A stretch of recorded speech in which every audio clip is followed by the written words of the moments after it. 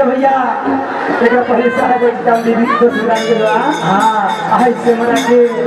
Promotion की तरफ से 100 रुपये का पुरस्कार बा जहाँ गुरु महाराज की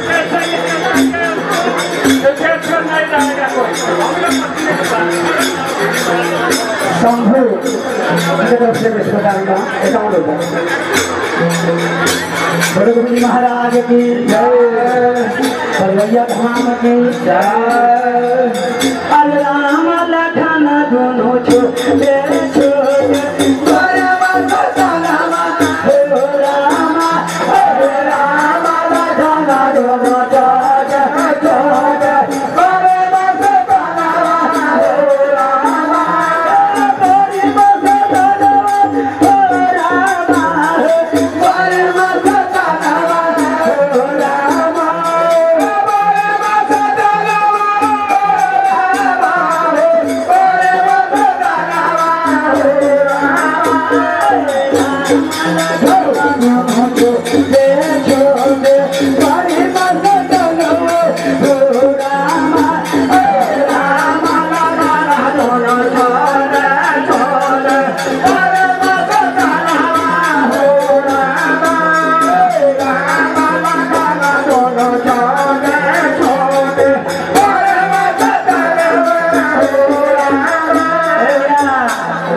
भगवान सुंदर क्या अलवा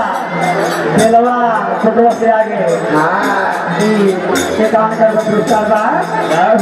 गुरु महाराज की जय अपन भैया धाम की जय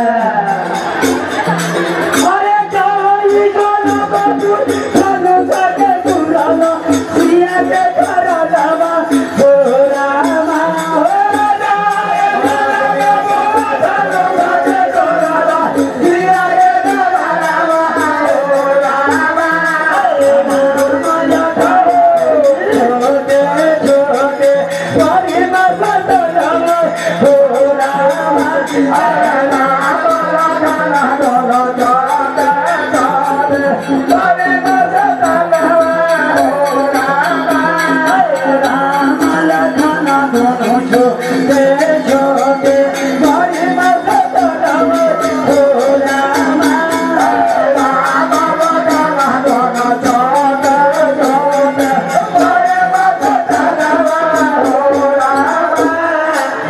महाराज की भैया धाम की कथा पर चल जाओ।